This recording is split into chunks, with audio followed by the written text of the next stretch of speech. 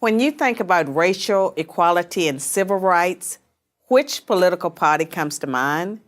The Republicans or the Democrats? Most people would probably say the Democrats, but this answer is incorrect. Since its founding in 1829, the Democratic Party has fought against every major civil rights initiative and has a long history of discrimination.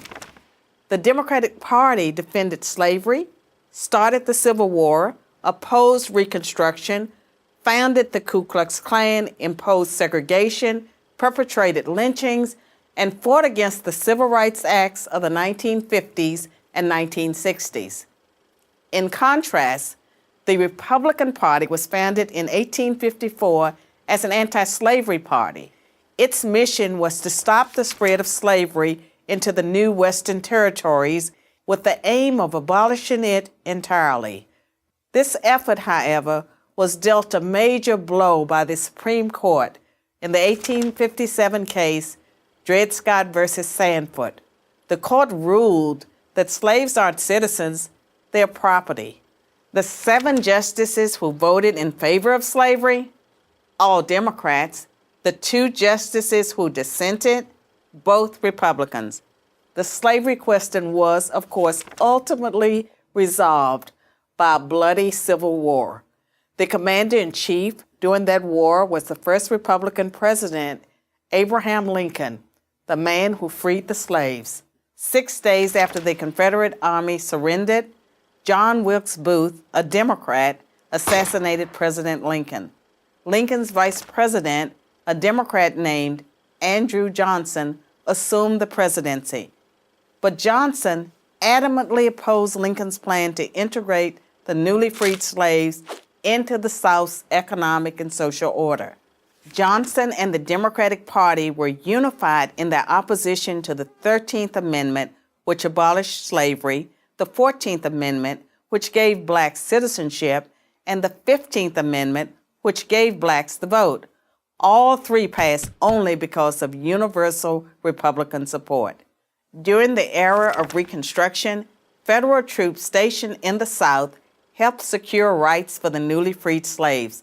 Hundreds of black men were elected to Southern state legislatures as Republicans, and 22 black Republicans served in the U.S. Congress by 1900. The Democrats did not elect a black man to Congress until 1935. But after Reconstruction ended, when the federal troops went home, Democrats roared back into power in the South.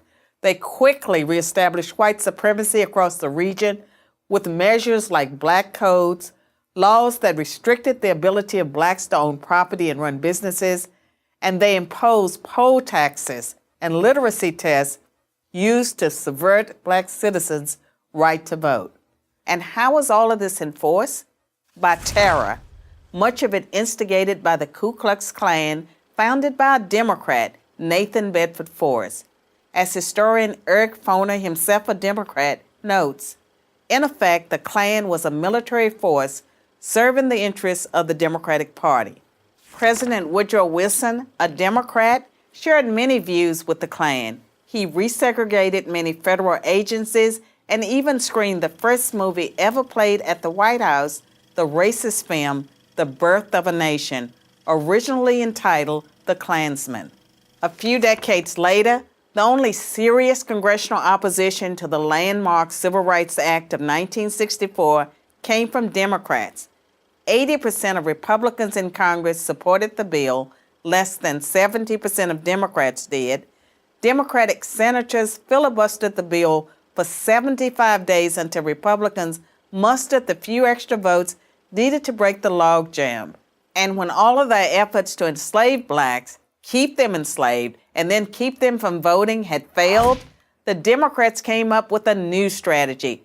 If black people are going to vote, they might as well vote for Democrats, as President Lyndon Johnson was purported to have said about the Civil Rights Act. I'll have them voting Democrat for 200 years.